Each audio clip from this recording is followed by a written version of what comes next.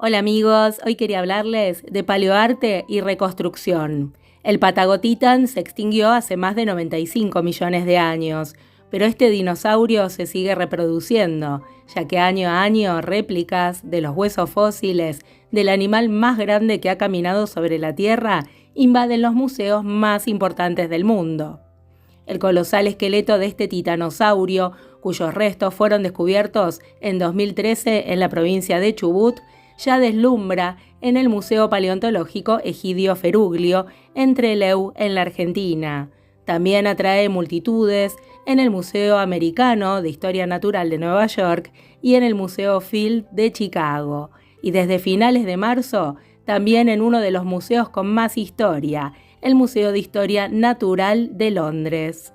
Se comenzó a trabajar en esta muestra en el año 2018, contó el paleontólogo que está a cargo de esta muestra, ya que el museo estaba muy ansioso por mostrar una exposición espectacular sobre estos animales. No habíamos organizado una gran exhibición de dinosaurios en muchos años y el tamaño colosal del Patagotitan, junto con la historia que podíamos contar sobre la vida en tamaño gigante, era una oportunidad ideal. La pandemia de COVID-19 alteró todos los planes y dilató los tiempos de la organización, hasta que, por fin, se relajaron las medidas de prevención y las fronteras abrieron. Distribuida en 40 cajas, la réplica del Patagotitan viajó primero en camiones desde Trelew a Buenos Aires. Desde ahí, una empresa de transporte la llevó a través del Atlántico en la bodega de 2 aviones Boeing 787, junto con 4 cajas que contenían fósiles reales, incluido un fémur de más de 2 metros. Uno de los principales desafíos fue asegurarse de que pudieran colocar el esqueleto del Patagotitan en el espacio de exhibición principal, dado su tamaño y peso. No era un detalle menor, ya que desde la nariz hasta la cola, este animal medía unos 37 metros de largo. Se estima que cuando vivía, el Patagotitan pesaba por lo menos 57 toneladas, es decir, más de 9 veces lo que pesa un elefante africano, que es el animal terrestre más grande vivo en la actualidad. Su réplica de yeso, en cambio, es más ligera, ya que pesa 2,67 toneladas. Se necesitó una planificación cuidadosa para colocar las piezas de una manera que fuera anatómicamente precisa, agradable a la vista y que utilizara el espacio disponible con la mayor eficacia. Además, reforzaron el suelo para que pudiera soportar el peso del animal. Un día, hace 10 años, mientras recorría a caballo una estancia conocida como La Flecha, en el centro de la provincia de Chubut, un peón llamado Aurelio Hernández observó algo raro que sobresalía del suelo. Era un hueso de dinosaurio. De inmediato llamó a los paleontólogos. Después de días de trabajo en el campo, los científicos no lo podían creer. Ahí no había un fósil, eran 233, y en realidad no pertenecían a un dinosaurio, sino a 6 ejemplares, distribuidos en 3 niveles. Tras años de estudio, el equipo dirigido por los paleontólogos Diego Pol y José Luis Carballido determinaron que se trataba de una especie que vivió hace 101 millones de años, un titanosaurio monumental, la especie más grande encontrada hasta este momento. Para mostrar al público lo grande que era este animal, los investigadores del Museo Egidio Feruglio escanearon cada fósil encontrado y realizaron la primera réplica del esqueleto. La montaron en un galpón, ya que las salas del museo habían quedado chicas.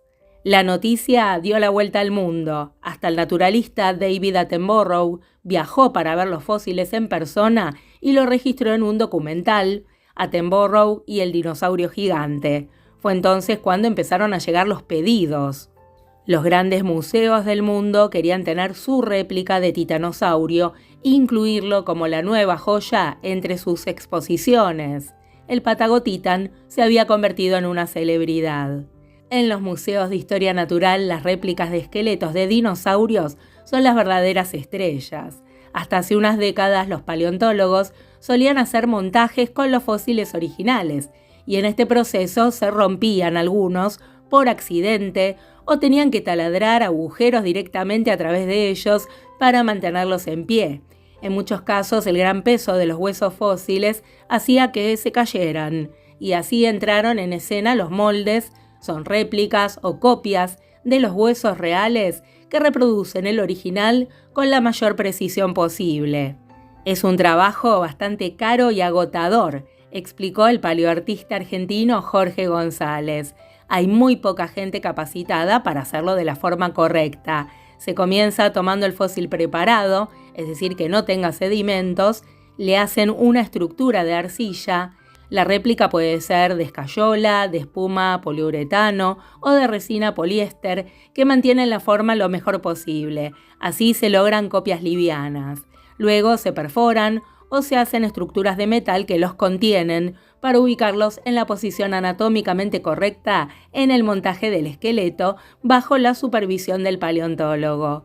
Una técnica más moderna es escanear el fósil o hacerle una tomografía, y de esa forma se consigue el archivo digital que luego se imprime en una impresora 3D. Los huesos fósiles son frágiles y deben ser conservados en las condiciones adecuadas en las colecciones de un museo para su posterior estudio. Exhibir réplicas es una manera de proteger el patrimonio paleontológico. En cada réplica, los paleoartistas y paleontólogos combinan fuerzas para mostrar algo que nunca nadie vio antes. Además, los esqueletos en general están incompletos y de otra manera nunca podrían exhibirse. Gracias a las réplicas exactas de los huesos fósiles, museos de todo el mundo pueden tener exposiciones de alta calidad de esqueletos de dinosaurios. Quiero mostrarles también a Paleorama, que es un museo itinerante. Está liderado por el reconocido paleoartista argentino José Luis Gómez y recorre el país con el objetivo de promover el acceso a la divulgación de la ciencia para un público muchas veces alejado de los grandes museos. Se trata de un grupo de artistas que se dedica a construir las réplicas de los esqueletos y las reconstrucciones de animales y paisajes del mundo, del que hoy en día no quedan más que rastros. Dependiendo a qué público se dirija, el museo ofrece muestras, conferencias y talleres que incluyen el contenido teatral y distintas actividades didácticas adaptadas a los diferentes niveles educativos y a las necesidades de cada centro educativo. Por ejemplo, escuelas para personas ciegas. Las 3 exposiciones que presentan son Dinosaurios argentinos, Pampa fósil y Evolución humana. A través de sus obras, los paleoartistas nos permiten explorar el pasado y ver lo que de otro modo solamente podríamos imaginar. Cada obra creada nos proyecta lugares inaccesibles, con criaturas fantásticas de todas las formas y tamaños, ofreciendo al observador la rara oportunidad de recrear el anhelo de cualquier paleontólogo y de muchas personas, viajar en el tiempo. La popularidad que tiene hoy en día la paleontología es un privilegio del que pocas disciplinas científicas pueden presumir. Desde siempre creó un gran interés en la sociedad, inspirando siglos de expediciones y de descubrimientos, y sigue manteniendo al día de hoy la fascinación por las historias que nos remontan al pasado. Aunque el término paleoarte es de reciente uso, el vínculo entre paleontología y arte ha existido desde siempre, ya desde épocas en las que ni siquiera se podía entender el significado de un fósil, y menos todavía poder imaginar el aspecto de criaturas que ningún ojo humano había visto antes. Las primeras ilustraciones retrataban huellas, plantas, caparazones o huesos fósiles, tal como aparecían en la realidad, sin precisar información de las partes no encontradas o de los tejidos no mineralizados, que en tan raras ocasiones se pueden fosilizar.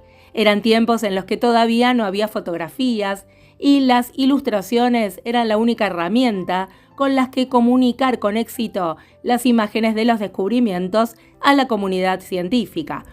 Pero no fue hasta comienzos del siglo XIX, coincidiendo con el surgimiento de la paleontología, cuando los fósiles comienzan a ser tan abundantes que hay que representarlos gráficamente.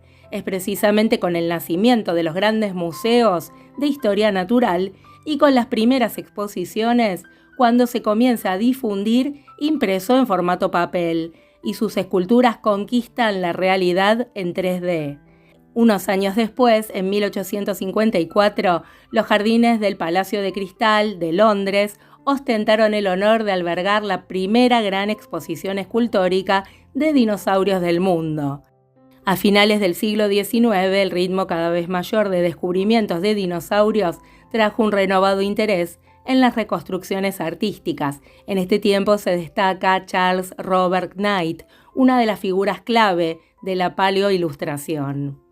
En el siglo XX, el interés por el paleoarte experimenta una nueva edad de oro, con numerosos ilustradores formando sus carreras en torno a esta disciplina. Por ejemplo, Burian, un pintor checo con más de 500 dibujos y pinturas de todo tipo de vida prehistórica. James Gurney, pintor estadounidense, creador de la serie de libros ilustrados Dinotopia, o Mauricio Antón, uno de los paleoartistas más destacados de Europa, especialmente en felinos dientes de sable.